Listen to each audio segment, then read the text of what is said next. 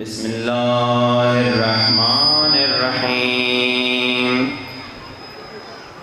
الحمد للہ رب العالمین الحمد للہ کما هو اہلہ والصلاة والسلام علی اشرف الانبیاء والمرسلین وخاتم النبیین ابی القاسم محمد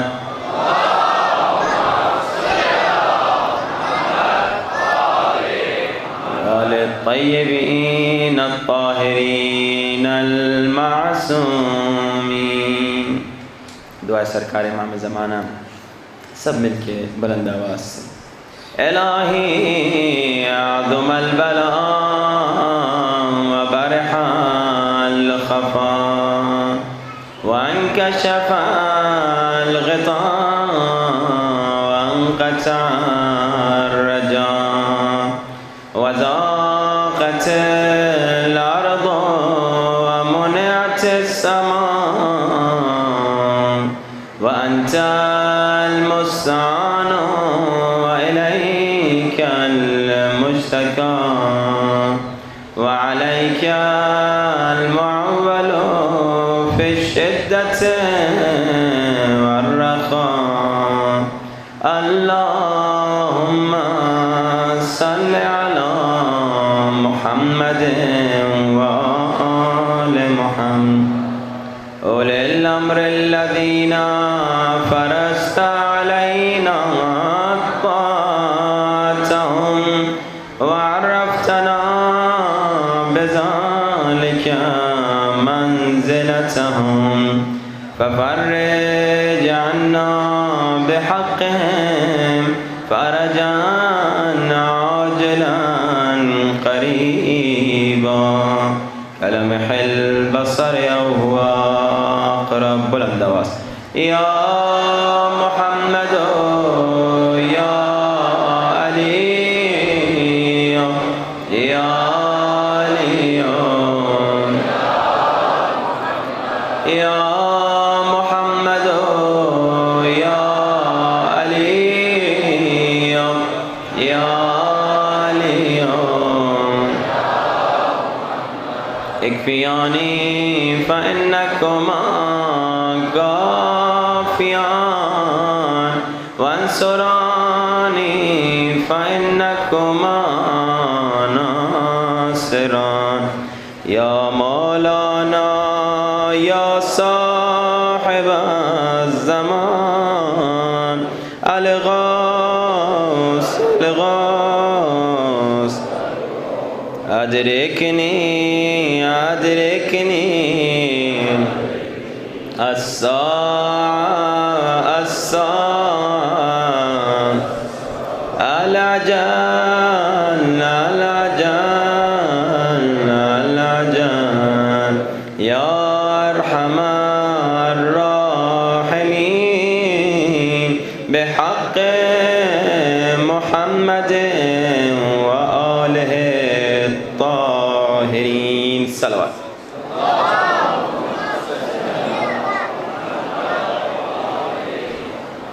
وعجل فرجهم أما بعد فقد قال الله تبارك وتعالى في كتابه المجيد بقية الله خير لكم إن كنتم مؤمنين بلند ترین صلوات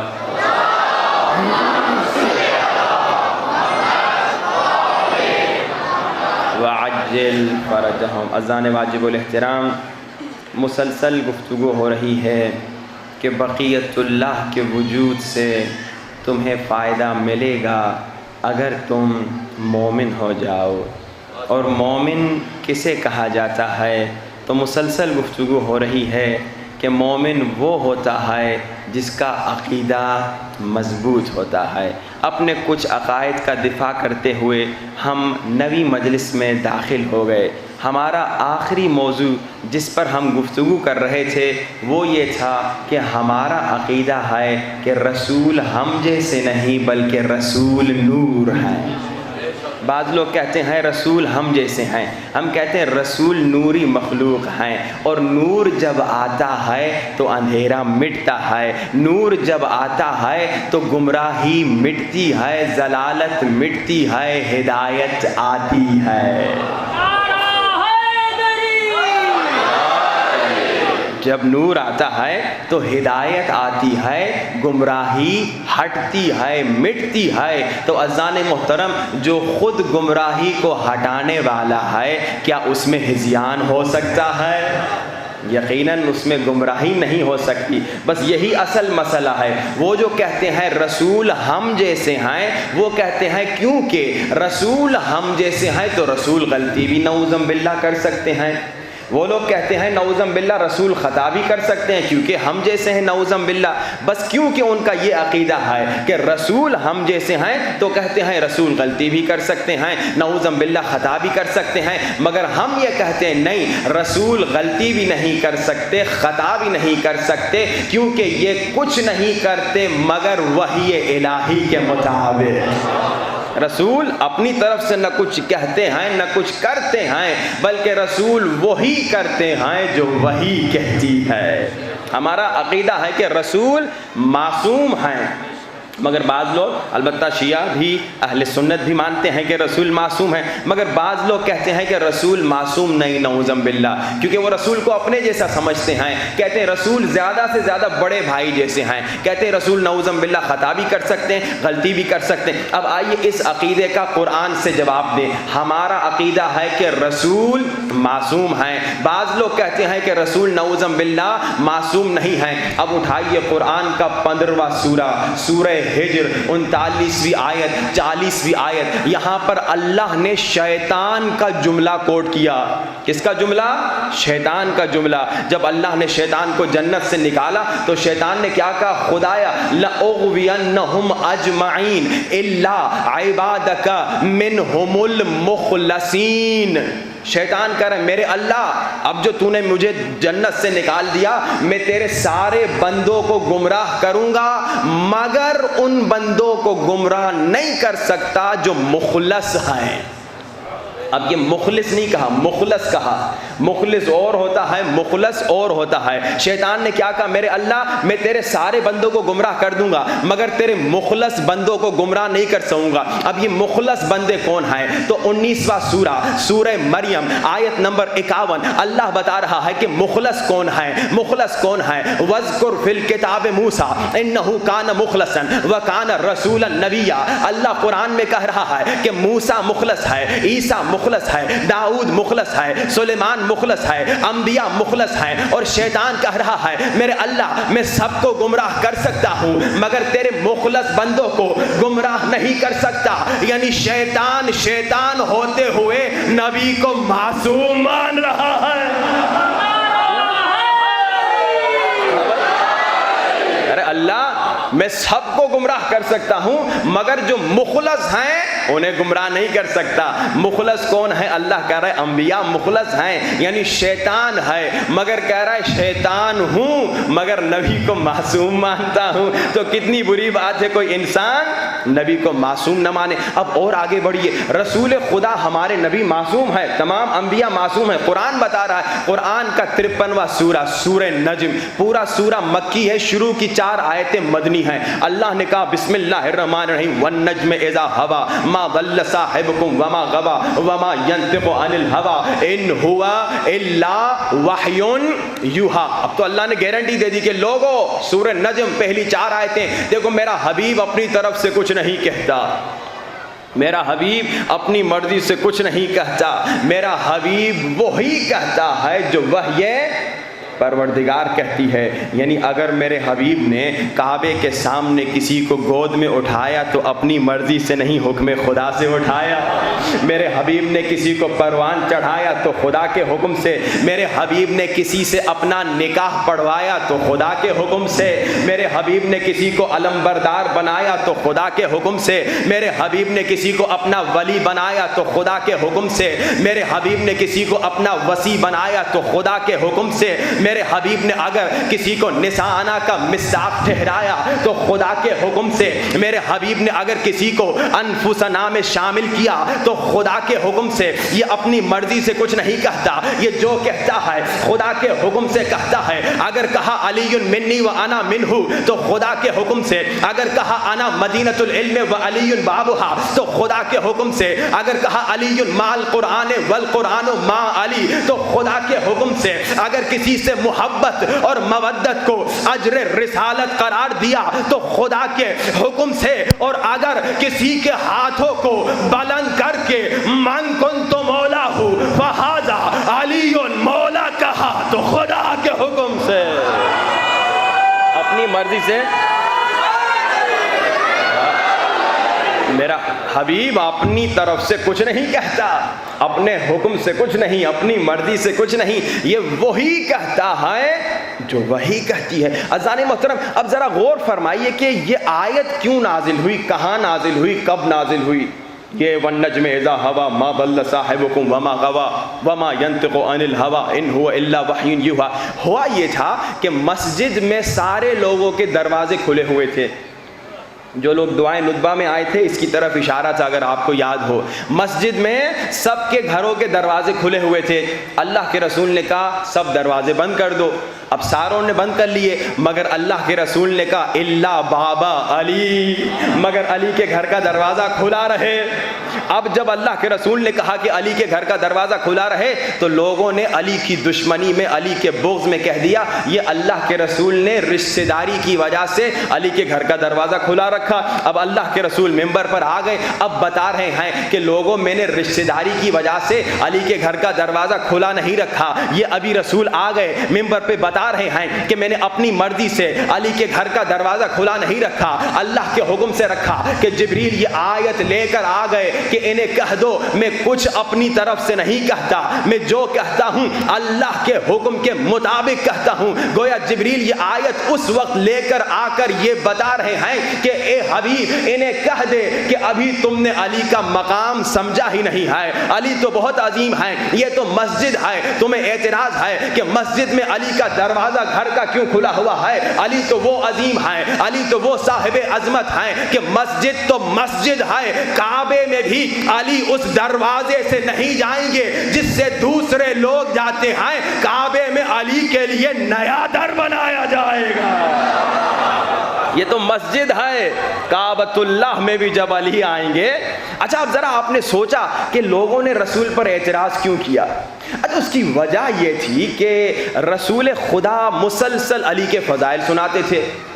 جب دیکھو علی کے فضائل بیان ہو رہے ہیں، جہاں دیکھو علی کے فضائل بیان، لگتا ایسا تھا کہ فضیلت آسماں سے اتر رہی ہیں، علی کا در تلاش کر رہی ہیں کہ کہاں ہے در علی، ہم ادھر اتر جائیں۔ تو ایک دو مرتبہ کی تو بات تھی نہیں، جب دیکھو کہا علی مولا، جب دیکھو کہا علی مولا۔ ایک اور اعتراض کا جواب مل گیا، ہم پہ اعتراض کرتے ہیں کہ علی مولا کیوں کہتے ہو؟ بھائی ہم پہ اعتراض نہ کرو، رسول خدا مسلسل کہہ رہے ہیں علی مولا، مسلسل علی کا ذکر، کبھی ناد علی کہا خیبر میں بلا دیا، کبھی کہا کہ علی ولی ہے انگوٹھی والی مثال، کبھی کہا کہ علی کی شان میں پوری سورہ دہر نازل ہو گئی، کبھی کچھ کا، مسلسل علی کی فضیلت میں آیتیں نازل ہو رہی ہیں، حدیثیں بتائی جا رہی ہیں، تو ان کے دلوں میں بغض تھا۔ اب دیکھیے آپ کو کچھ مثالیں دوں، اس زمانے میں لوگ سمجھتے تھے کہ اللہ کے علاوہ کوئی اور ولی بن نہیں سکتا، کہتے تھے اللہ ہی ولی ہے، مگر اللہ نے قرآن میں 5ویں سورہ کی 55ویں آیت میں آیت نازل کر کے بتا دیا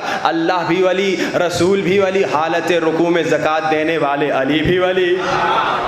لوگ حیران ہو گئے کہ بھائی یا علی، لوگ حیران ہو گئے کہ لوگ سمجھتے تھے کہ ولی صرف اللہ ہے، مگر اللہ نے کہا نبی بھی ولی، علی بھی ولی۔ اور آگے بڑھیے بھائی، ہر مسلمان کی آرزو ہوتی تھی کہ ہماری شان میں ایک آیت نازل ہو جائے، ہر مسلمان کی خواہش ہوتی تھی ہماری شان میں ایک آیت نازل ہو جائے، چاہے ہمارے خلاف ہی کیوں نہ ہو۔ وہ کہتے ہیں نا بدنام ہوئے تو کیا نام نہ ہوا، ہماری شان میں یا ہمارے خلاف قرآن میں ایک آیت نازل ہو جائے۔ مگر آپ قرآن اٹھا کے دیکھیے، قرآن کی آیتیں مسلسل علی کی شان میں نازل ہو رہی ہیں۔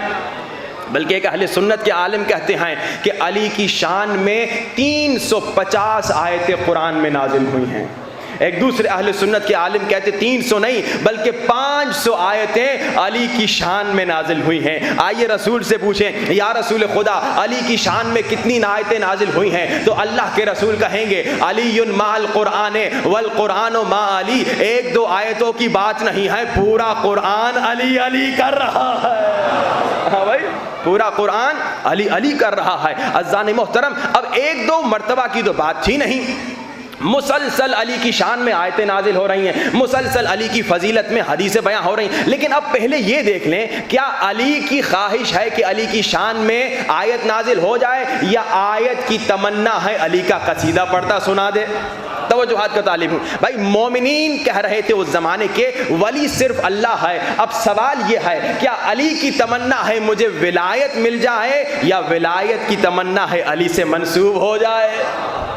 دیکھیے، اگر علی کی تمنا مجھے ولایت مل جائے، علی خود انگوٹھی لے کر فقیر کی تلاش میں نکلیں گے، لیکن اگر ولایت کی تمنا علی سے منسوب ہو جائے، فقیر خود مسجد میں انگوٹھی لینے آ جائے گا۔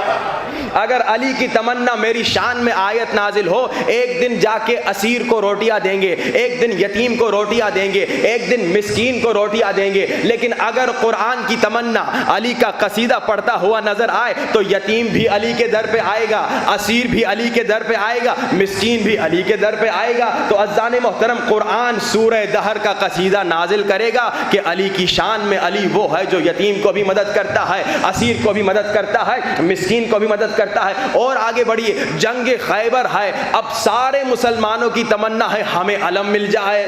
اب سوال یہ ہے، کیا علم کی تمنا علی سے منسوب ہو جائے، یا علی کی خواہش مجھے علم مل جائے؟ اگر علی کی خواہش مجھے علم مل جائے تو دوسروں کی طرح پوری رات دعائیں کرتے رہیں گے میرے اللہ مجھے علم مل جائے۔ لیکن اگر علم کی تمنا میں علی سے منسوب ہو جاؤں تو علی خیبر میں نہیں ہوں گے، مدینے میں ہوں گے۔ رسول آدھی رات کو کہیں گے ناد علی یا علی کو بلاؤ۔ مسلسل اب مسلسل دیکھیے، ولایت کی تمنا علی سے منسوب ہو جائے، قرآن کی تمنا علی کا قصیدہ پڑھتا نظر آ جائے، علم کی تمنا علی کے ہاتھوں میں آ جائے۔ لیکن ایک جگہ ایسی آ گئی جہاں پہ دلیل ہماری رک گئی، وہ کہاں؟ کعبۃ اللہ میں۔ بھائی ابھی تک یہ ہو رہا تھا، ایک آ سکتا تھا ایک جا سکتا تھا۔ ہاں بھائی، فقیر آ سکتا تھا، مولا بھی جا کے دے سکتے تھے، مسکین آ سکتا تھا، مولا بھی جا کے دے سکتے تھے، مولا بیٹھ کے دعا بھی کر سکتے تھے، مولا کو بلایا بھی جا سکتا تھا۔ تو جو آیا وہ کم تھا، جس کے پاس گیا وہ زیادہ تھا، وہ افضل تھا۔ لیکن کعبۃ اللہ کے معاملے میں کعبہ تو چل نہیں سکتا۔ اب کیسے پتا چلے کہ کعبے کی تمنا علی میرے اندر پیدا ہو جائیں یا علی کی تمنا میں کعبۃ اللہ میں پیدا ہو جاؤں؟ تو اللہ نے کہا اس میں بھی پریشانی کی کوئی بات نہیں، اس کا بھی ہم انتظام کرتے ہیں۔ اگر علی کی والدہ عام دروازے سے کعبۃ اللہ میں جائیں گی تو علی کی تمنا، اور اگر علی کے لیے الگ دروازہ بنے گا تو کعبے کی تمنا۔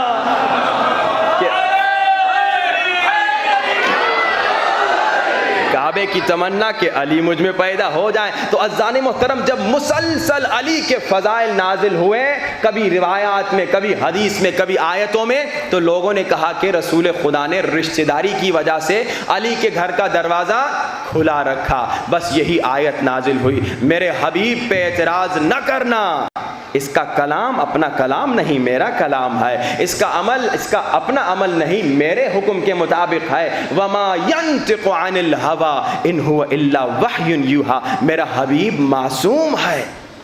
اب دیکھیے ان کی غلطی کیا ہے، وہ لوگ جو کہتے ہیں نبی معصوم نہیں، ان کی کیا غلطی ہے؟ ان کی غلطی یہ ہے، قرآن کو یا خود سمجھنے کی کوشش کرتے ہیں یا غیر وارث قرآن سے لیتے ہیں۔ قرآن خود کہہ رہا ہے سورہ بقرہ میں 26ویں آیت میں وَيُضِلُّ بِهِ كَثِيرًا، اسی قرآن سے کئی لوگ گمراہ ہوتے ہیں۔ خدایا ہدایت کی کتاب ہے، اس سے کوئی گمراہ کیسے ہوگا؟ کہاں اس سے گمراہ کون ہوگا؟ وَمَا يُضِلُّ بِهِ إِلَّا الْفَاسِقِينَ، قرآن سے کون گمراہ ہوگا؟ جو فاسق ہوگا۔ فاسق کون ہے؟ فاسق وہ ہے جو قرآن کی تفسیر کسی اور سے لیتا ہے، وارث قرآن سے نہیں لیتا۔ قرآن ایک ایسی معمولی کتاب نہیں جس کا کوئی وارث نہ ہو، قرآن وہ کتاب ہے جس کا وارث ہے۔ قرآن 35ویں سورے میں سورہ فاطر کی 32ویں آیت میں کہہ رہا ہے ثم اورثنا الکتاب الذین اصطفینا من عبادنا، اس کتاب کے ہمارے مصطفیٰ بندے وارث ہیں۔ یہ کتاب بے وارث نہیں، اگر کتاب کو سمجھنا ہے تو وارث سے پوچھو، وارث سے سمجھو۔ بس مسلسل جو ہم نے اتنے دنوں میں گفتگو کی، اپنے عقائد کا دفاع کیا، ہم نے وارث قرآن سے پوچھا، اہل بیت سے پوچھا۔ وارث قرآن اہل بیت، یہی تو اللہ کے رسول نے فرمایا انی تارک فیکم الثقلین کتاب اللہ و عترتی اہل بیتی، کہ میں ایک کتاب چھوڑ کے جا رہا ہوں اور اپنی اہل بیت کو چھوڑ کے جا رہا ہوں۔ کتاب کے بارے میں کچھ پوچھنا ہے تو میری اہل بیت سے پوچھو، میری اہل بیت کے بارے میں پوچھنا ہے تو قرآن سے پوچھو۔ یہ دونوں ساتھ ہیں، الگ نہیں ہیں۔ قرآن کو سمجھنا ہے تو اہل بیت سے سمجھو، اہل بیت کو سمجھنا ہے تو قرآن سے سمجھو۔ بس یہی غلطی ہوئی لوگوں کی، جنہوں نے یہ مختلف غلط عقیدے بنا دیے، کبھی کہا وسیلے کا انکار کر دیا، کبھی کہا رسول ہم جیسے ہیں، اور کبھی کہا کہ رسول سے منسوب چیزوں کا احترام نہیں کرنا۔ ان کی غلطی یہی تھی کہ انہوں نے قرآن کسی اور سے سمجھا۔ قرآن کو سمجھنا اہل بیت سے ہے، اور اہل بیت کے در سے آپ مسلسل سن رہے ہیں کہ دنیا بھی کامیاب ہوگی، آخرت بھی کامیاب ہوگی۔ اہل بیت کا در ہمیں سکھا رہا ہے کہ لوگوں اخلاق تمہارا اچھا ہو۔ کل آپ نے سنا کہ آپ جتنی نمازیں پڑھ لیں، جتنے روزے رکھ لیں، اگر آپ کا اخلاق اچھا نہیں ہوگا وہ سب منہ پہ مارے جائیں گے۔ آپ نے سعد ابن معاذ کا واقعہ سنا، آیت اللہ پہلوانی کا واقعہ سنا کہ تھوڑا سا سخت ہو گئے خانوادہ کے ساتھ، فیملی کے ساتھ، بیوی بچوں کے ساتھ، تو ان کی 20 سال کی عبادتیں، گریہ و زاری، وہ سب ختم ہو گئی، ضائع ہو گئی۔ اخلاق اچھا بنائیے، مہدوی گھرانہ بنائیے۔ یہ مہدوی گھرانہ بنانا مشکل کام بھی نہیں اور آسان کام بھی نہیں۔ مشکل اس لیے نہیں، کوئی بڑے کام نہیں کرنے، آسان اس لیے نہیں کہ آپ بغیر محنت کے مہدوی گھرانہ بنا نہیں سکتے۔ آپ یہ نہیں کہہ سکتے بس میں بیٹھ جاؤں اور میرا گھر مہدوی گھر بن جائے گا، نہیں، آپ نے کوشش کرنی ہے۔ جیسے ماشاءاللہ ماں باپ نے کوشش کی بچوں کو الہی عزم البلا سکھائی، اور انشاءاللہ جیسے میں نے کہا کہ آپ انشاءاللہ کوشش کیجئے کہ ایک چھوٹی سی کتاب بنائیں گے ہم بقیت اللہ کے نام سے، اس میں زیارتیں ہوں گی، دعائیں ہوں گی، امام زمانہ عجل اللہ تعالی فرجہ شریف کی صلوات پڑھی بآواز بلند،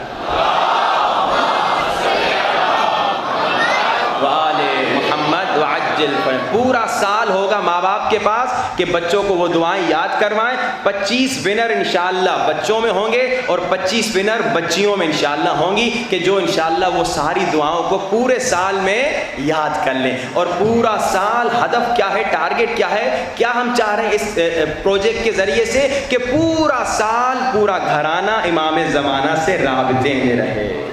پورا سال مہدوی گھر وہ ہے کہ صرف محرم میں امام زمانہ کو یاد نہیں کرتا بلکہ پورا سال امام زمانہ کو یاد کرتا ہے۔ مہدوی گھرانہ وہ نہیں کہ صرف 15 شعبان کو امام زمانہ کو یاد کرتا ہے بلکہ پورا سال امام زمانہ کو یاد کرتا ہے۔ مہدوی گھرانہ صرف وہ نہیں جو جمعے کے دن صرف امام زمانہ کو یاد کرتا ہے بلکہ پورے سال کے ہر دن میں امام زمانہ کو یاد کرتا ہے۔ اور ماشاءاللہ دعائے ندبہ کا جو پروگرام ہوا، مجھے بتایا گیا کہ پچھلے 2 یا کئی سالوں سے یہاں پہ دعائے ندبہ کا پروگرام چل رہا ہے۔ انشاءاللہ مومنین کوشش کریں جو آ سکتے ہیں وہ ہر جمعے کو دعائے ندبہ میں آئیں، اور اگر جو نہیں آ سکتے وہ اپنے گھروں میں ضرور دعائے ندبہ پڑھیں۔ آئیے اپنے گھرانے کو مہدوی گھر بنائیں۔ ابھی تک میں نے کچھ صفات بتائیں۔ 1، مہدوی گھر وہ ہے جس میں عقیدہ مضبوط ہوتا ہے۔ 2، مہدوی گھر کون سا گھر ہے؟ جس میں آپس میں محبت ہوتی ہے۔ مہدوی گھر کون سا گھر ہے؟ جس میں اخلاق ہوتا ہے، ایثار ہوتا ہے، قربانی ہوتی ہے۔ ایک اور موضوع کی طرف اشارہ کروں اور گفتگو کو آگے لے چلیں۔ مہدوی گھر کون سا گھر ہوتا ہے؟ جس میں صفائی کا بہت خیال رکھا جاتا ہے، جس میں صفائی کا بہت خیال رکھا جاتا ہے۔ آج کل کرونا کی وجہ سے لوگ پھر بھی تھوڑا سا صفائی کا خیال کر رہے ہیں، زیادہ پہلے اتنا صفائی کا خیال نہیں کیا کرتے تھے اکثر لوگ، لیکن اب کرونا کی وجہ سے پھر بھی تھوڑا صفائی کا خیال کر رہے ہیں۔ مگر مہدوی گھرانہ وہ ہے جس میں آپ صفائی کا خیال کرتے ہیں۔ اللہ کے رسول سنیے، اس زمانے میں 1400 سال پہلے اپنے کپڑوں کو گرم پانی میں ابالتے تھے. کیوں؟ تاکہ کپڑے بالکل صاف رہیں. رسول کی سنت پہ چلنا ہے، رسول کے شبیہ بننا ہے نا، تو اپنے صاف ستھرے کپڑے پہنا کریں. گھر میں مہدوی گھر، بچوں کو بھی سکھائیے. بیوی مرد یہ آپس میں، بچے، گھرانہ مہدوی وہ ہے جس میں صفائی کا خیال رکھا جاتا ہے. اب سنیے اللہ کے رسول فرماتے ہیں اگر کسی کے بال ہیں اور وہ بالوں کو کنگھی نہیں کرتا تو قیامت کے دن آگ کی کنگھی سے اس کے بالوں کی کنگھی کی جائے گی. اندازہ لگائیے کہ اگر آپ صفائی کا خیال نہ رکھیں تو کتنی آپ کو تکلیف ہو سکتی ہے. اور امام جعفر صادق علیہ الصلوۃ والسلام وعجل فرج، مولا فرماتے ہیں اگر کوئی برش نہیں کرتا، دانتوں کو صاف نہیں کرتا تو اس کو انسانوں میں کاؤنٹ ہی نہ کرو. اندازہ لگائیے کتنا صفائی کا خیال. رسول خدا اتنا عطر لگاتے تھے کہ جب کہیں سے گزرتے تھے تو رسول کے عطر کی خوشبو سے لوگ سونگھ کے سمجھ جاتے تھے کہ نبی آ گئے. رسول خدا کا زیادہ خرچہ عطر پہ ہوتا تھا. لیکن ہمارا کیا حال ہے کہ شروع میں جب شادی ہوتی ہے میاں بیوی کا یہ نظر آتا ہے کہ بڑا لڑکا بھی خیال رکھتا ہے صفائی کا، خاتون بھی صفائی کا خیال رکھتی ہے، مگر کچھ سالوں کے بعد دیکھتے ہیں خاتون میں سے کھانے پکانے کی بدبو آتی ہے اور مرد جو جناب بدبو ایسی آتی ہے کئی دنوں سے برش بھی نہیں کرتے. یہ حرام ہے، یہ گناہ ہے. اگر بیوی سے بدبو آتی ہے مرد کو تکلیف ہے، حرام ہے، گناہ ہے. اگر مرد سے بدبو آتی ہے بیوی کو تکلیف ہوتی ہے، حرام ہے، گناہ ہے. مہدوی گھرانہ ایسا نہیں ہوتا. لیکن افسوس سے ہمارے پاکستان میں صفائی کا بالکل خیال نہیں ہے. روڈوں پہ بھی آپ دیکھتے ہیں، گھروں میں بھی یہی حال ہے. 40 وہ جو لوگ گئے ہیں وہ جانتے ہوں گے. وہاں پہ ہم جب گئے تو ہم نے دیکھا دوسری قوموں والے جب آتے تھے صاف ستھرے، وہ بھی سفر میں ہوتے تھے، وہ بھی 2-2 3-3 دن چلتے تھے، مگر جو باتھ روم ہوتے تھے، نہانے کی جگہ ہوتی تھی، وہ کپڑے چینج کرتے تھے، نہاتے تھے، ان میں سے بدبو نہیں آتی تھی. مگر ہمارے پاکستانی مومنین جو نجف سے کپڑا پہنا وہی کپڑا پہن کے 3-4 دن تک بیچارے چلتے رہتے تھے. گرمی بھی ہوتی تھی، سرسوں کا تیل بھی لگایا ہوتا تھا. تو وہ دوسرے لوگ کہتے تھے تم پاکستانی ہو تو بڑے اچھے مگر تم میں سے بدبو آتی ہے. ہم کہتے تھے کیا کریں، یہ سرسوں کے تیل کا کمال ہے. صلوات پڑھی با آوازیں بولیں آل محمد. صفائی کا خیال رکھیں. مہدوی گھرانہ وہ ہے جو صفائی کا خیال رکھتا ہے. میں نے خود اپنی آنکھوں سے دیکھا. ہم کربلا سے واپس آ رہے تھے ایران، تو راستے میں نماز فجر کے لیے رکے تو واش روم جانا تھا، وضو بھی کرنا تھا. جتنے زائرین تھے گاڑی میں چپلیں رکھی ہوئی تھی، ننگے پیر ٹوائلٹ گئے، واش روم گئے اور اسی طرح ننگے پیر وضو کر کے مسجد میں چلے گئے. تو وہ ایرانی کہہ رہا تھا بھائی یہ کیا کر رہے ہیں آپ لوگ؟ تو ہم نے کہا بھائی یہ بیچارے غلطی کر گئے، سارے ایسے نہیں ہوتے. لیکن افسوس سے کہنا پڑتا ہے ہم لوگ پاکستانی صفائی میں بہت پیچھے ہیں. مہدوی گھرانہ وہ ہے جو صفائی کرے. گاڑی میں بیٹھے ہوئے ہیں جناب، کچھ کھایا کچرا باہر پھینک دیا. ہم خود اپنے شہر کا خیال نہیں کرتے. وہ الگ بات ہے، حکومت تو ہمارے بارے میں سوچتی ہی نہیں ہے. حکومت کا کام یہ جو حکومت پہ آ جائے پیسے لوٹے، اپنے جیب بھرے اور چلا جائے. تو آپ خود اپنا خیال کریں، اپنے گھروں کے سامنے صفائی رکھیے، اپنے گھر میں صفائی رکھیے. بچوں کو سکھائیے بیٹا مہدوی گھرانہ وہ ہے جس میں صفائی ہوتی ہے. اور یہ جیسے اسپیشلی میاں بیوی کے متعلق، اگر بیوی کی بدبو آتی ہے میاں کو تکلیف ہوتی ہے، یا اگر میاں صفائی کا خیال نہیں کرتا بدبو بیوی کو آتی ہے، دونوں پر گناہ ہے، دونوں حرام کر رہے ہیں. آپ اپنے بچوں کو سکھائیے بیٹا صفائی کا خیال رکھو. مہدوی گھرانہ وہ ہے جس میں صفائی کا خیال ہوتا ہے. رسول خدا فرماتے ہیں میرے شبیہ بننا ہے تو صفائی کا خیال کرو. رسول عطر لگا رہے ہیں، کپڑے گرم پانی سے دھو رہے ہیں. اور ہم نے کئی مرتبہ دیکھا کئی لوگ کئی دن برش نہیں کرتے. اور ابھی آپ نے سنا برش نہ کرنے والا، مولا فرما رہے اسے انسانوں میں بھی کاؤنٹ نہ کرو. آئیے اپنے گھر کو مہدوی گھرانہ بنائیں. مہدوی گھرانہ یعنی ایثار، یعنی محبت، یعنی آپس میں عشق، یعنی صفائی کا خیال، یعنی قربانی. یہ ہے مہدوی گھرانہ. مگر ہم اکثر کیا ہوتا ہے مجالس سنتے ہیں اس پر عمل نہیں کرتے. ایک سوال پوچھتا ہوں. میں نے ایک دن کہا تھا کہ 40 تک ہر روز 500 مرتبہ صلوات پڑھیں وعجل فرجہم کے ساتھ. کتنے لوگوں نے جب سے سنا 500 مرتبہ صلوات پڑھ رہے ہیں؟ وہ ہاتھ اٹھا سکتے ہیں. ماشاء اللہ 2 4 5 6 بھائی 5 بھائی بول دیں 10 لوگ 15 لوگ. اتنا بڑا مجمع، اتنے زیادہ لوگ سن رہے ہیں مگر عمل نہیں کر رہے، تو کیا فائدہ؟ نہیں بھولنا نہیں، آج میں پھر ریمائنڈ کروا رہا ہوں انشاءاللہ آج 9 محرم ہے، 40 تک، چہلم تک 40 دن امام کی خاطر یہ بھی نہیں کر سکتے ہم؟ میں نے کیا کہا، مہدوی گھرانہ وہ ہے کہ بچے کو کہیے بیٹا یہ 500 مرتبہ صلوات پڑھو، بیٹا آپ یاد دلائیے، بیٹا آج امام کو تحفہ دیا، بیٹا آج اٹھ کے امام کو سلام کیا۔ میں نے کیا کہا تھا، جب صبح اٹھیں تو بچوں کو کیا کہیں، بیٹا مجھے سلام نہ کہو، پہلے امام کو سلام کہو۔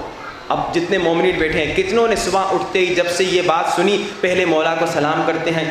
ماشاءاللہ 2-4 سے زیادہ نظر نہیں آ رہے، یہ ماشاءاللہ ویسے ہی کہہ رہا ہوں، افسوس کی بات ہے۔ یہ بچوں کو سکھائیے۔ مجلس میں آنے کا مقصد کیا ہے؟ یہ جو مجلس میں آپ بیٹھتے ہیں آپ کو بڑا ثواب مل رہا ہے، 1 گھنٹہ 10 مرتبہ قرآن پڑھنے کے ثواب کے برابر ہے، اتنا بڑا ثواب ملا۔ لیکن مجلس کا مقصد کیا ہے؟ مجلس کا مقصد یہ میں بدلوں، میں چینج ہو جاؤں۔ جیسے میں نے کہا ماشاءاللہ آپ لوگ کئی امتحانوں میں پاس ہو چکے ہیں، نہ کورونا سے ڈرے نہ طوفان سے ڈرے، بچوں کو بھی 26 بچوں کو الہی عظم البلا آپ نے یاد کروا دی، ماشاءاللہ سے دعائیں ندبہ میں 700 سے زیادہ مومنین مومنات بچے آ گئے۔ اب آئیے کوشش کیے جو سنا اس پر عمل کریں۔ کم سے کم یہ 2 چیزیں، کم سے کم رات کو جب سوئیں امام سے باتیں کرتے ہوئے سوئیں، صبح جب اٹھیں امام کو سلام کرتے ہوئے اٹھیں، اور دوسرا کیا، 40 تک، 40 سال نہیں کہہ رہا، 40 دن بس 40 دن چہلم تک پورا گھرانہ، مہدوی گھرانہ ایسا ہوتا ہے، یعنی کہ باپ صلوات پڑھ رہا ہے بچے کو نہیں کہہ رہا، نہیں، باپ پڑھ رہا ہے بچے کو بولے، بچی کو بولے، ماں پڑھے، پورا گھرانہ صلوات پڑھے، اللہم صلی علی محمد و آل محمد وعجل فرجہم۔ مگر آج افسوس سے کہنا پڑ رہا ہے ہم امام کے لیے کچھ کرنے کو تیار نہیں۔ سنیے یہ صلوات پڑھنے میں کتنی تکلیف ہوگی آپ کو، آدھا گھنٹہ بھی نہیں لگے گا۔ سنیے امام کے لیے اگر آپ چھوٹا سا کام بھی کریں، امام کے لیے چھوٹی سی دعا بھی کریں تو آپ کو کتنا ثواب ملے گا۔ اکثر لوگ کہتے ہیں ہم امام کے لیے کیوں دعا کریں، امام تو ویسے ہی زندہ ہوں گے اور آئیں گے، ان کا ظہور ہونا ہے، ہم امام کی سلامتی کے لیے کیوں دعا کریں، ہم امام کا صدقہ کیوں نکالیں، امام تو ویسے ہی زندہ رہیں گے۔ پہلی بات، ہم امام کے لیے دعا اس لیے کرتے ہیں کہ اس دعا میں خود ہمیں فائدہ ملتا ہے۔ ہم امام کا صدقہ اس لیے نکالتے ہیں کہ اس صدقے میں خود ہمیں فائدہ ملتا ہے۔ لیکن اس سے بڑی بات، ہم امام کے لیے دعا اس لیے کرتے ہیں کیونکہ ہم امام کے عاشق ہیں۔ انسان اپنے محبوب کے لیے دعا نہیں کرتا؟ میں نے کہا تھا نا، آپ اپنے بچوں کے لیے دعا کرتے ہیں، ہر روز مجھے چٹھیاں دے رہے ہیں، مولانا دعا، مولانا دعا، مولانا دعا، اپنے لیے دعا۔ ایک چٹھی مجھے نہیں ملی کہ کوئی کہے مولانا امام زمانہ کے ظہور کے لیے دعا کیجئے۔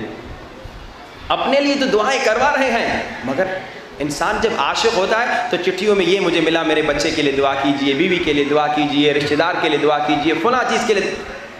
ان تمام چیزوں سے محبت ہے مگر امام زمانہ کو بھلا دیا۔ جب کسی سے محبت ہوتی ہے انسان اس کے لیے دعا کرتا ہے، جب کسی سے محبت ہوتی ہے انسان اس کا صدقہ نکالتا ہے۔ امام کا صدقہ نکالیے کیونکہ امام سے محبت ہے، کیونکہ ہم امام کے عاشق ہیں۔ امام کے لیے دعا کیجئے کیونکہ ہم امام کے عاشق ہیں، اور اس دعا کا خود آپ کو ہی فائدہ ملے گا۔ اب یہ واقعہ سنیے، اگر تھک گئے ہیں تو بلند ترین صلوات۔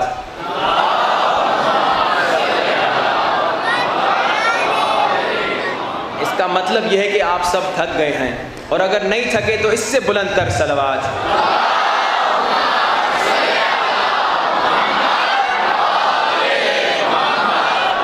اس کا مطلب آپ بالکل نہیں تھکے ماشاءاللہ سے۔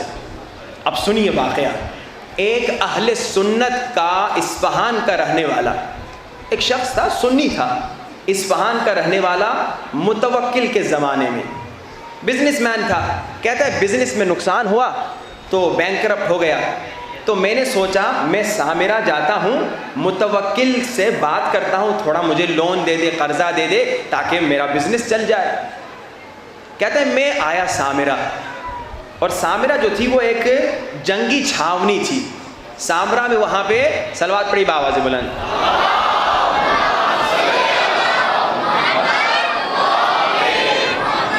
وعجل فرجم۔ اصفہان کا رہنے والا سنی کہتا ہے میں بینکرپٹ ہو گیا، متوکل کا زمانہ ہے، کہتا ہے میں نے سوچا میں سامرہ جاؤں گا، متوکل سے تھوڑے پیسے قرضے لوں گا، اس سے مدد مانگوں گا کہ میری مشکل ختم ہو جائے۔ کہتا ہے میں سامرہ آیا، اور سامرہ جب میں پہنچا تو میں نے دیکھا کہ بڑا رش تھا، اور میں نے لوگوں سے پوچھا کس بات کا رش ہے؟ لوگوں نے کہا کہ امام علی النقی ایک سید ہے، رسول کا بیٹا ہے، اسے متوکل نے بلایا ہے، اسے متوکل نے اپنے پاس بلایا ہے۔ اب یہ سنی کہتا ہے، میں کوشش کرتا ہوں کہ یہ امام علی النقی کو دیکھ لوں، یہ کون ہے، یہ نبی زادہ کون؟ سنی تھا، نہیں جانتا تھا، نہ مانتا تھا نہ جانتا تھا۔ کہتا ہے میں نے کہا میں دیکھوں یہ علی النقی کون ہے۔ کہتا ہے میں مجمع میں سے اندر جا کے قریب گیا، میں جب قریب سے امام کو دیکھتا ہوں نورانی چہرہ، خوبصورت چہرہ، اتنا عظیم نور ہے چہرے میں۔ اچانک میرے دل میں خیال آیا متوکل تو بڑا خبیث ہے، کہیں اس نورانی سید زادے کو شہید نہ کر لے۔ اسے پتہ نہیں تھا یہ امام ہے کون ہے، کہا اس نورانی سید زادے کو، رسول کے بیٹے کو متوکل شہید نہ کر لے۔ اور وہیں پر یہ سنی کہتا ہے، اصفہان کا رہنے والا، کہتا ہے میں نے دل میں کہا میرے اللہ میری حاجت یہ ہے کہ مجھے بزنس میں ترقی ملے، آج میں یہ دعا کرتا ہوں کہ میری حاجت مجھے نہ دے، میری حاجت کے بدلے میں اس سید زادے کو بچا دے، میری حاجت کے بدلے میں اس رسول کے بیٹے کو بچا دے۔ کون تھا؟ سنی تھا، شیعہ بھی نہیں تھا۔ کہا میری حاجت مجھے نہیں چاہیے، میں بزنس میں بینکرپٹ ہوں، وہ میری حاجت ہے، وہ میری دعا ہے، مگر میری حاجت مجھے نہ دے، مگر اس سید زادے کو میرے اللہ بچا دے۔ امام علی النقی کی طرف اشارہ تھا۔ کہتا ہے میں نے یہ دعا کی، تھوڑی دیر کے بعد جب امام علی النقی میرے سامنے سے گزرے تو میری طرف متوجہ ہو کر کہتے ہیں عبد الرحمن، میرا نام لے کے، تم نے جو ہمارے لیے دعا کی وہ اللہ نے قبول کر دی، تم نے جو ہمارے لیے دعا کی اللہ نے قبول کر دی، اور بدلے میں ہم تمہیں 3 دعائیں قبول کرتے ہیں تمہاری۔ تم نے ہمارے لیے ایک دعا کی مگر ہم تمہاری 3 حاجتیں پوری کرتے ہیں۔ کیا مولا؟ مولا کہتے ہیں ایک تمہاری عمر طولانی کرتے ہیں، دوسرا تمہارے رزق میں بہت برکت دیتے ہیں، تیسرا تمہاری اولاد میں برکت دیتے ہیں۔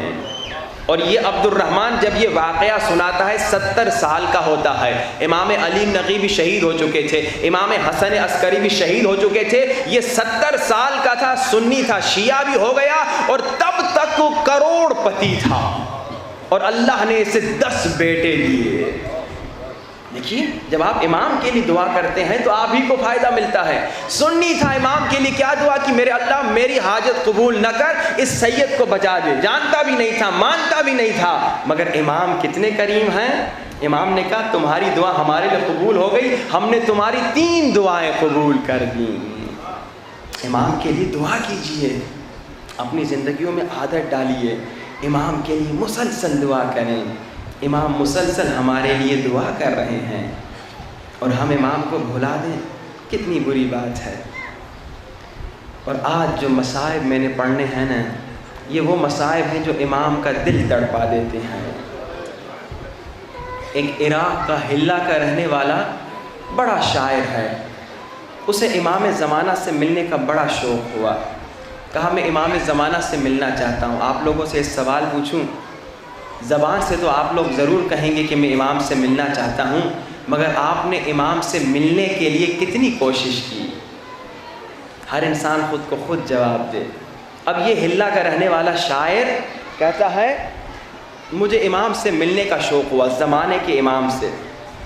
تو میں نے کہا مولا امام زمانہ، اس سال میں آپ کے لیے محرم میں انشاءاللہ شعر لکھوں گا۔ بڑا شاعر تھا، اگر آپ نے میرا شعر قبول کیا تو مجھے اپنی زیارت کروائیے گا، اور اگر آپ کی زیارت نہیں ہوئی یعنی آپ نے میرا شعر قبول نہیں کیا۔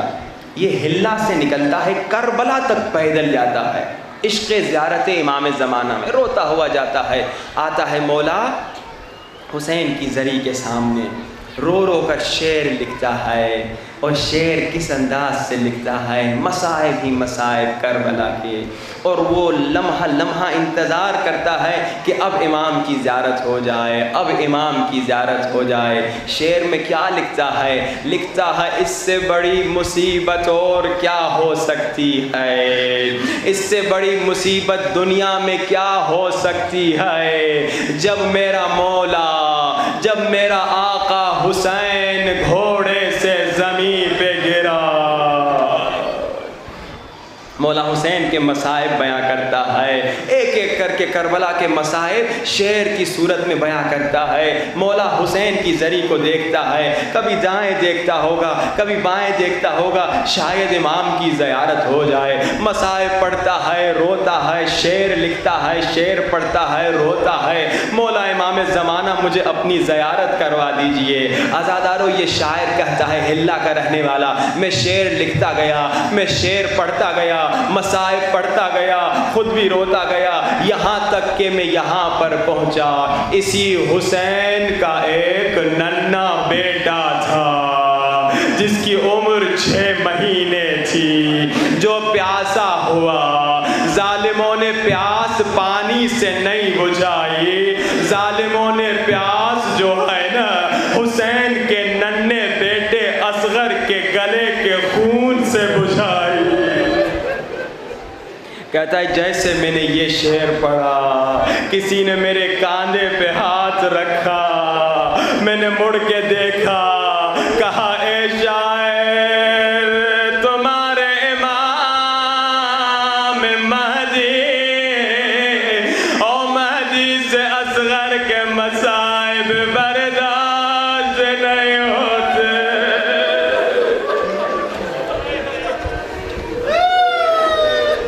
آج کس کے مصائب پڑھنے ہیں؟ جس کے مصائب میں مولا امام زمانہ بھی تڑپتے ہیں۔ عزادارو علی اصغر کے مصائب معمولی مصائب نہیں۔ ہندوستان کے ایک عالم کہتے ہیں میں مجالس پڑھنے کے لیے ٹرین میں کہیں جا رہا تھا، ایک ہندو شخص میرے پاس آیا، کہتا ہے مولانا مجھے بتائیے کربلا میں کیا کیا ہوا۔ مولانا کہتے ہیں میں نے حسین کے مصائب سنائے، ہندو تھا مگر رو رہا تھا، میں نے اکبر کے مصائب سنائے، ہندو تھا مگر رو رہا تھا، میں نے قاسم کے مصائب سنائے، ہندو تھا مگر رو رہا تھا۔ مولانا کہتے جیسے میں نے اصغر کے مصائب شروع کیے، ہندو کھڑا ہو گیا، بس کیجئے مولانا اب مجھ سے برداشت نہیں ہوتا۔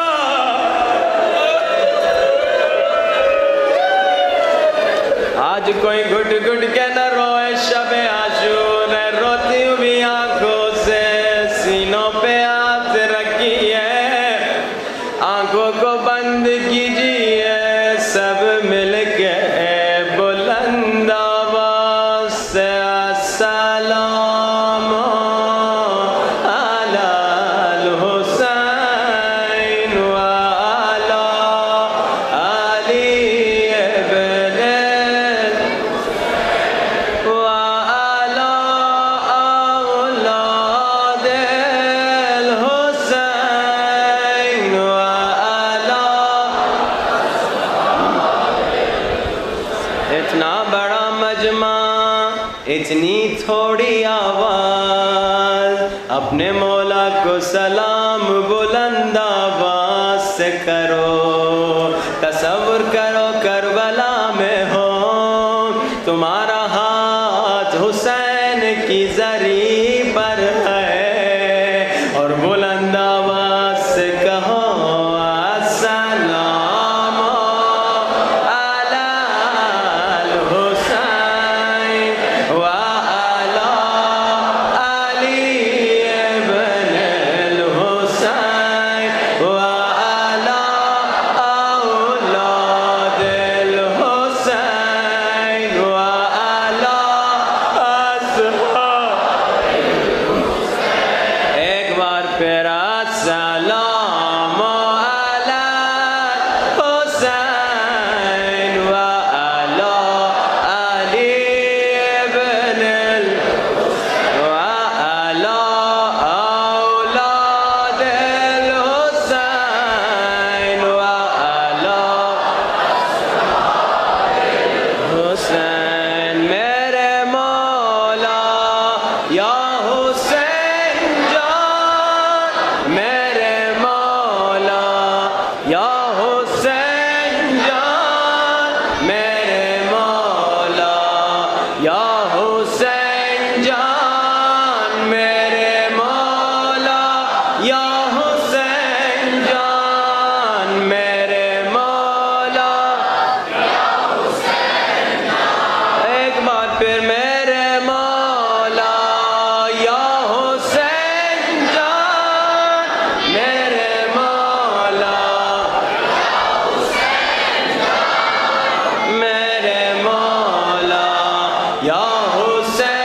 جان میرے مولا یا حسین جان میرے مولا یا حسین جان عزاداروں میرے مولا حسین کا ایک ظاہر جب کربلا پہلی مرتبہ گیا کہتا ہے میں نے پورے حرم میں بڑا تلاش کیا مگر مجھے ایک ننھی قبر نہیں ملی اس زمانے کے بہت بڑے آیت اللہ کشمیری کے پاس گیا اور رو کر کہتا ہے آیت اللہ کشمیری میں نے تو سنا تھا کربلا میں حسین کا اصغر بھی مارا گیا تھا مگر مجھے اصغر کی قبر نہیں مل رہی ہے آیت اللہ کشمیری کہتے ہیں مجھے کچھ دنوں کی اجازت دو میں مولا حسین سے توسل کر کے پوچھتا ہوں کہ علی اصغر کی قبر کہاں ہے آیت اللہ کشمیری کو خواب میں امام حسین کی زیارت ہوتی ہے امام فرماتے علی اصغر کی قبر او حسین کے سینے پر ہے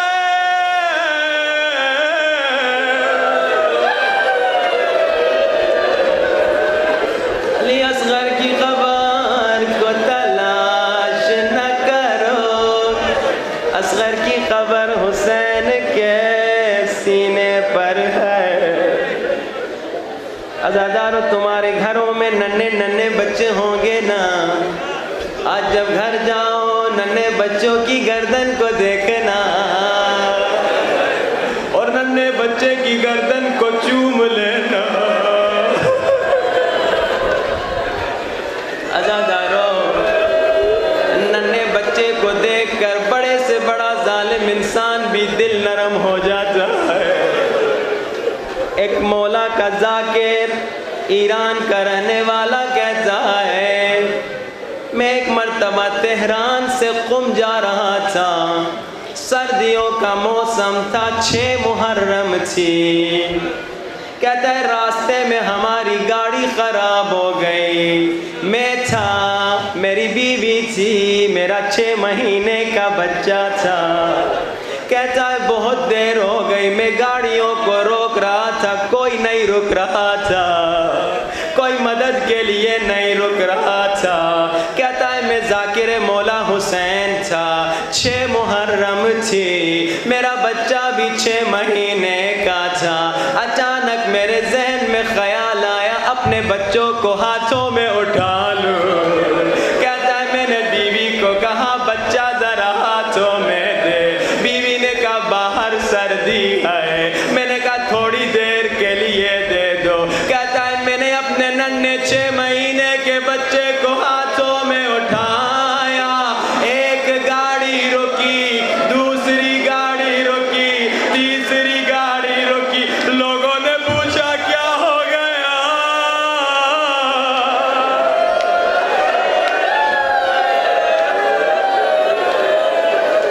جیسے 6 مہینے کے بچے کو دیکھا سارے لوگ رک گئے یہ ذاکر کہتا ہے میں زارو قطار رونے لگا اور رو رو کے کہنے لگا ہائے علی اصغر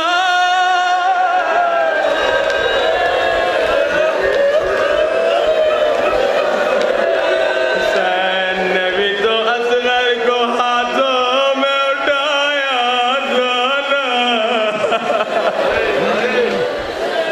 آج بہت مسائب پڑھنا ہے کوئی گڈ گڈ کے نہ روئے کوئی شرما شرما کے نہ روئے فارسی کا شعر سنانا چاہتا ہوں بیوی رباب اپنے ننھے اصغر سے کیسے باتیں کر رہی ہوں گی. شاعر نوحہ لکھتا ہے ماں اپنے ننھے بچے سے باتیں کر رہی ہیں. کیا کہہ رہی ہیں؟ علی جونا میرے ننھے علی اصغر با گریه هات عزیزم دلمو نسوزون. میرے اصغر تڑپ تڑپ کے رو کے میرے دل کو نہ تڑپا. جب بچے کو پیاس لگتی ہے بچہ تڑپتا ہے نا, ماں کہہ رہی ہے تڑپ تڑپ کے ماں کا دل نہ تڑپا ہو. زبون تو عزیزم دور لبت نچرخون. اصغر اپنی خشک زبان اپنے ہونٹوں پہ نہ لگا, تمہاری ماں سے برداشت نہیں ہوتا.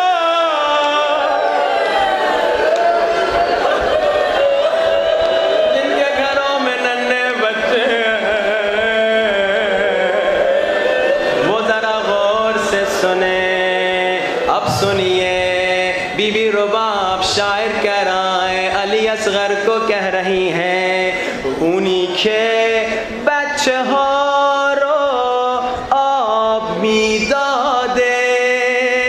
میرے بیٹے اصغر وہ جو تم بچوں کو پانی پلاتا تھا, اشارہ ہے حضرت عباس کی طرف, وہ جو تم بچوں کو پانی پلاتا تھا حالا دستاشو توی صحرا افتاده. اس کے دونوں بازو ہائے کٹ گئے ہیں.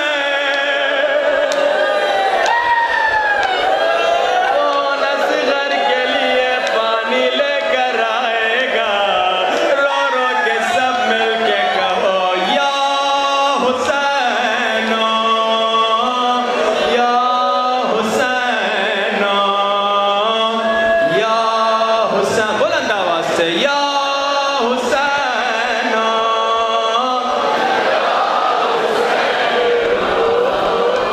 یا حسین. شاعر تصور بیان کر رہا ہے ماں بیٹے سے باتیں کر رہی ہیں. اب جن کے بچے ہیں وہ سمجھیں گے. دیشب خواب می دیدم دلم رو بردی. اصغر کل میں نے خواب میں تم کو دیکھا. اصغر کی شہادت کے بعد ماں تڑپ تڑپ کے کہہ رہی ہے دیشب خواب دیدم دلم رو بردی. اصغر کل میں نے خواب میں تمہیں دیکھا. کیا دیکھا؟ سه چهار تا دندون در آوردی. اصغر میں نے خواب میں دیکھا تیرے 2-3 دانت نکل آئے ہیں. ماں بچے سے باتیں کر رہی ہے بیٹا میں نے خواب دیکھا تیرے دانت نکل آئے ہیں. با دست من غذا میخوردی. بیٹا میں نے خواب میں دیکھا میرے ہاتھوں سے کھانا کھا رہے تھے. آئے علی اصغر. ماں باپ کی خواہش ہوتی ہے نا اپنے ہاتھوں سے اپنے بچوں کو کھانا کھلائیں. علی اصغر امشب دل شور دارم گاه و بیگاه. ماں کہہ رہی ہے علی اصغر میرا دل تڑپ رہا ہے. کیوں؟ امشب دل شور دارم گاه و بیگاه. ببینمت روی نیزه توی راه. اصغر میرا دل اس لیے تڑپ رہا ہے ہائے ننا سر نیزے پہ تو نہیں رکھا جاتا. جب میری نظر تیرے سر پہ پڑتی ہے میرا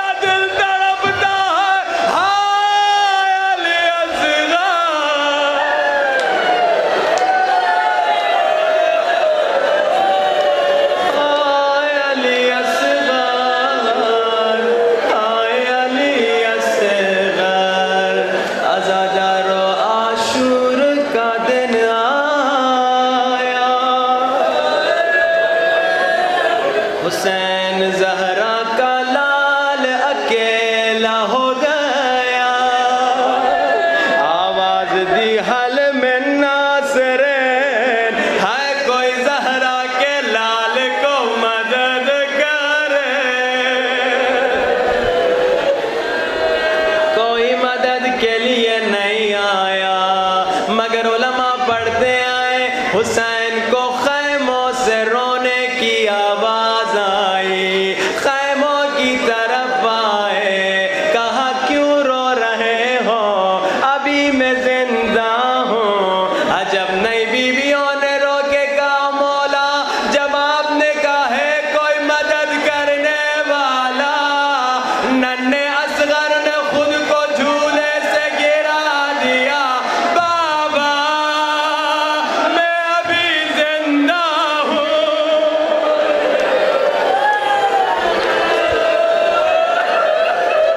بابا میں مدد کو تیار ہوں۔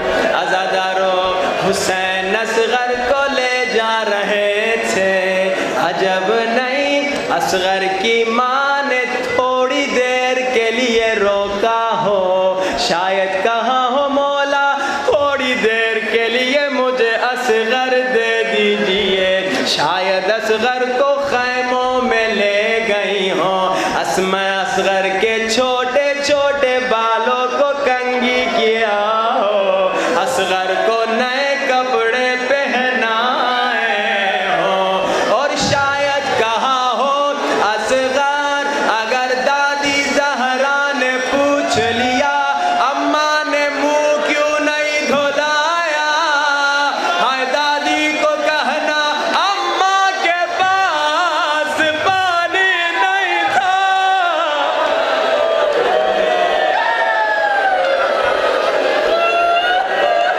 حسین کے ہاتھوں میں اصغر کو دیا، اصغر کو حسین لے کر آ رہے ہیں، یزیدیوں نے سمجھا حسین قرآن لے کر آ رہے ہیں، حسین نے فرمایا اگر تمہارا دشمن حسین ہے تو اس ننھے بچے نے تمہارا کیا بگاڑا، ظالموں نے کہا حسین خود پانی پینا چاہتا ہے، علی اصغر کا بہانہ کر رہا ہے، عجب نہیں مولا نے کہا حجت خدا کے بیٹے اپنی خشک زبان دکھا دے، فوج یزید منہ چھپا چھپا کے رونے لگی،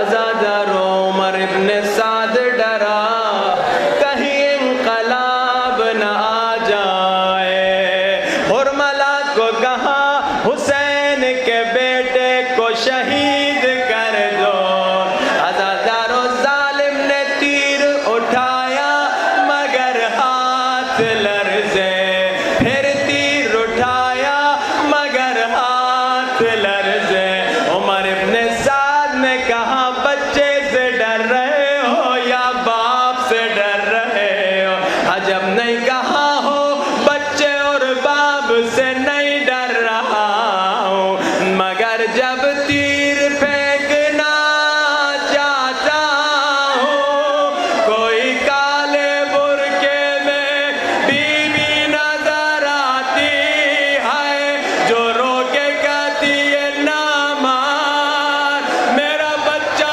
3 دن کا پیاسا ہے، میرا اصغر 6 مہینے کا ہے،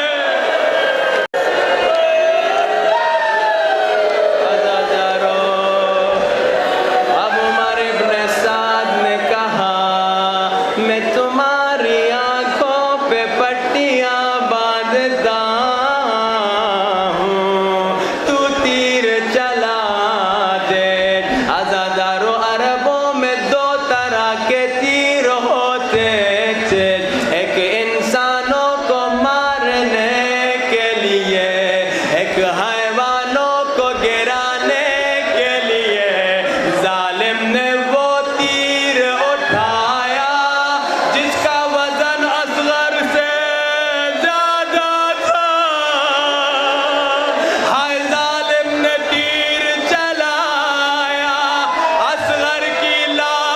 شدت